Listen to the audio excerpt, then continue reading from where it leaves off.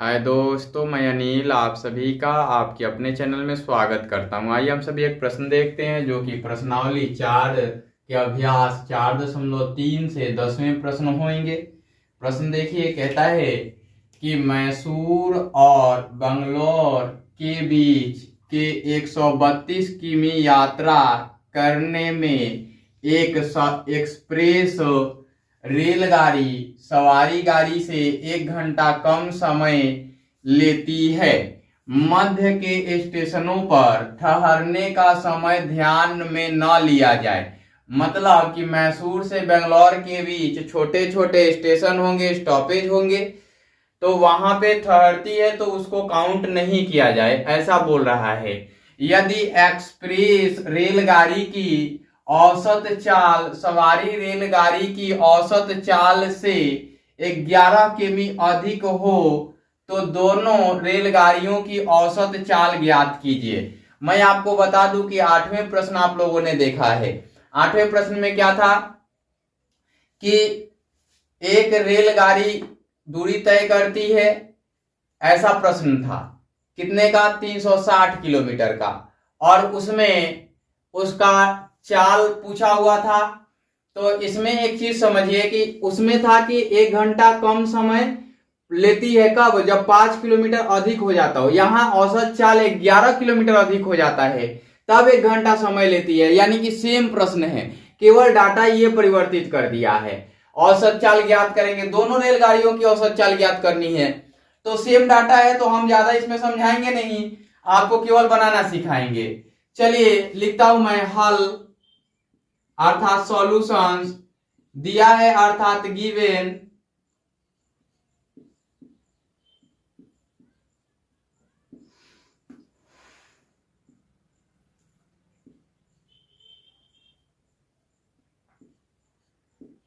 मैसूर से बेंगलोर की दूरी, बेंगलोर की दूरी बराबर 132 किमी, यही दिया गया है। और क्या दिया गया है? कहता है कि एक्सप्रेस रेलगाड़ी सवारी गाड़ी से 1 घंटा कम समय लेती है ना। कह रहा है यहां पे देखिए, यदि एक्सप्रेस रेलगाड़ी की औसत चाल सवारी गाड़ी की औसत चाल से 11 किमी अधिक है ना। तो क्या कह रहा है? एक्सप्रेस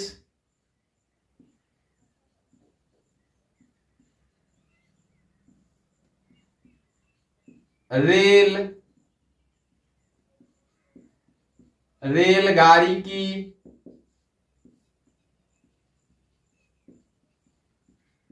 औसत चाल बराबर सवारी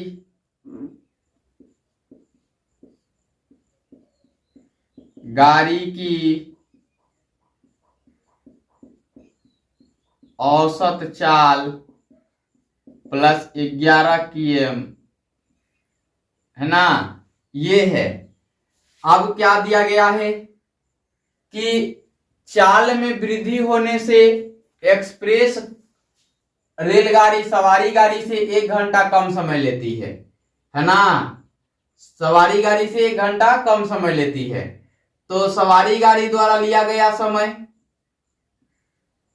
सवारी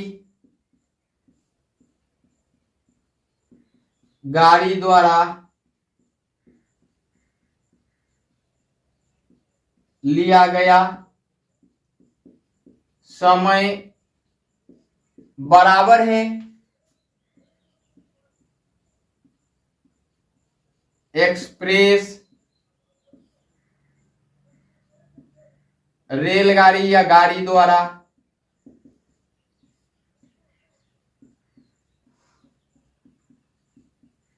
लिया गया समय जोड़ 1 घंटा। क्योंकि इससे 1 घंटा कम लेता है तो इसमें से या तो 1 घंटा घटा लीजिए या तो इसमें 1 घंटा जोड़ दीजिए। हमने समझाया हुआ है ना। पूछा है दोनों रेलगाड़ी की औसत चाल, दोनों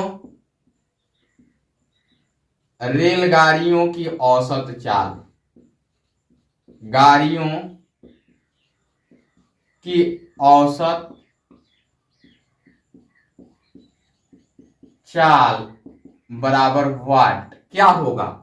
तो आते हैं नीचे की ओर। अब माना कि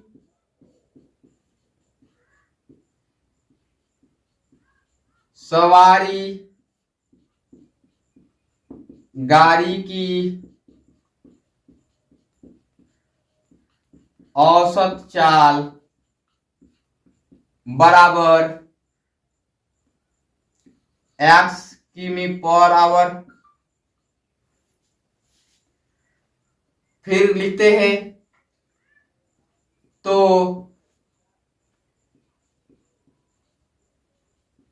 एक्सप्रेस रेलगाड़ी की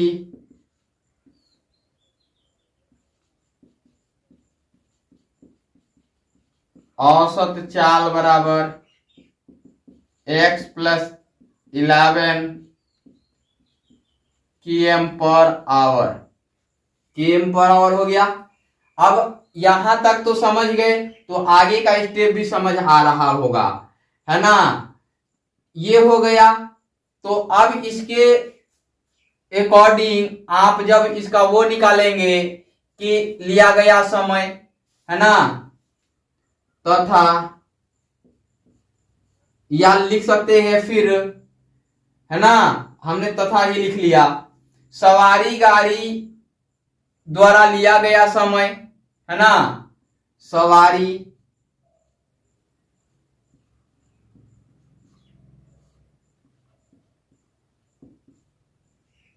गाड़ी द्वारा लिया गया समय यानी T1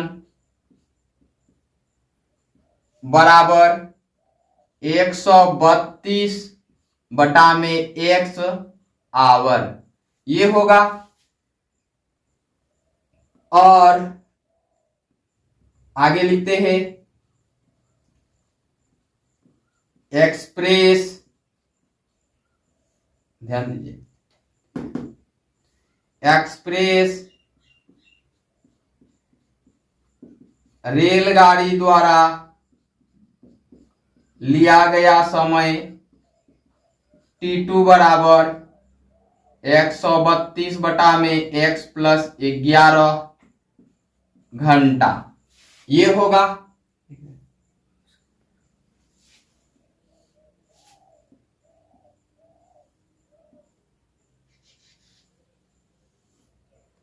चलिए यहां आते हैं फिर अकॉर्डिंग टू क्वेश्चंस, है ना, अकॉर्डिंग टू क्वेश्चंस आ जाते हैं। तो अकॉर्डिंग टू क्वेश्चंस आने के बाद क्या मिलेगा, चूंकि T1 is equal to T2 plus 1 hour, है ना, तो ये लिख लेते हैं, आवर आवर कट जाएगा दोनों तरफ से, कोई दिक्कत नहीं होगा। या T1 का मान क्या है 132 बटा में x घंटा, यहां से भी कट जाएगा, इज इक्वल टू, या ये डायरेक्ट लिखिए, यहीं पे लिखिए 132 बटा में x बराबर 132 बटा में x प्लस 11 और प्लस 1 यहां लिख लीजिए, चूंकि T1 is equal to T2 plus 1, ऐसा लिख लीजिए। अब आपने यहां लिखा तो मैं थोड़ा सा यहां पे लिखना शुरू करूं, यहां नहीं लिखूंगा, या करके लिख दूं, तो 132 बटा में x माइनस का 132 बटा में x प्लस 11 बराबर 1, या कर दूं, यहां से एलसीएम लीजिएगा तो x इंटू एक्स प्लस 11 आ जाएगा, और ये हो जाएगा 132 x प्लस 11 और ये हो जाएगा -132x बराबर 1। ये हो जाएगा 132x प्लस 11 से गुणा करना है तो पहले लिखिए 2, 3 2 5, 3 1 4, 1 का 1 हो गया, 1452 हो जाएगा। अब 1452 माइनस 132 कीजिए, बटा में एक्स स्क्वायर प्लस 11x कर लीजिए और ये 1 कर लीजिए, 132x लिखिए, 1 लिख लीजिए। अब देखिए कि ये दोनों सेम है, 132 और ये 132 कट जाएगा, यहां से मिलेगा 1452 और ये इधर की ओर जाएगा तो ये हो जाएगा एक्स स्क्वायर प्लस 11x, ये इधर से इधर जाएगा तो मिलेगा 1452 नहीं, ये इधर 0 हो जाएगा, एक्स स्क्वायर हो जाएगा प्लस 11x हो जाएगा माइनस 1452 हो जाएगा। अब 1452 को ऐसे दो खंडों में तोड़ना है तो इसका फैक्टराइजेशन कर लीजिए।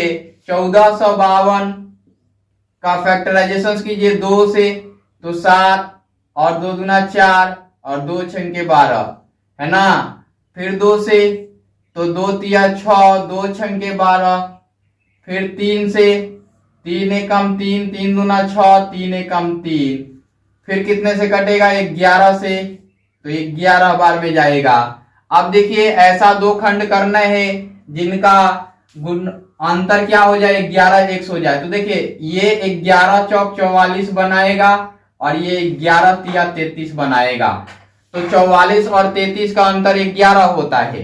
तो आप लिख सकते हैं, यहां पे लिख रहा हूं मैं, या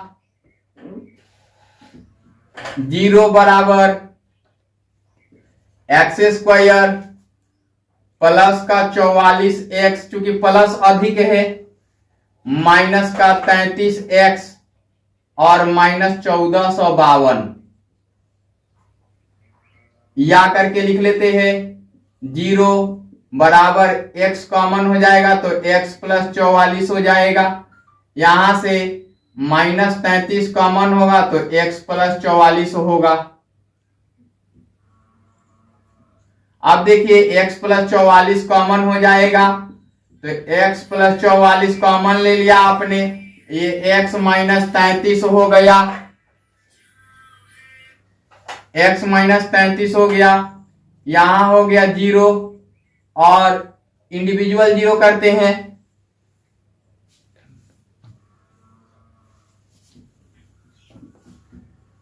यहां इंडिविजुअल 0 करते हैं तो चूंकि 0 बराबर x प्लस 44 इसे निगेटिव वैल्यू आएगा, या x माइनस 33 बराबर 0 ये कर लेते हैं, यहां से जो मिलेगा इसलिए x बराबर माइनस 44 जो कि वैलिड नहीं होगा, या x बराबर 33 यही वैलिड होगा।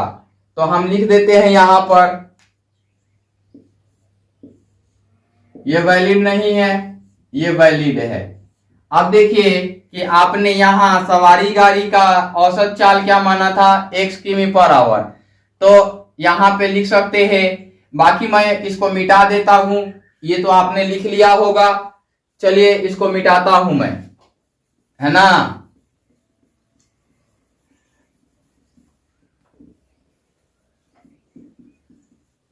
इसको मिटा देता हूं और डायरेक्ट मैं बना रहा हूं, ठीक है। तो यहां लिखा हमने कि चूंकि सवारी गाड़ी की औसत चाल, इसलिए सवारी गाड़ी की औसत चाल बराबर 33 किलोमीटर प्रति घंटा तथा एक्सप्रेस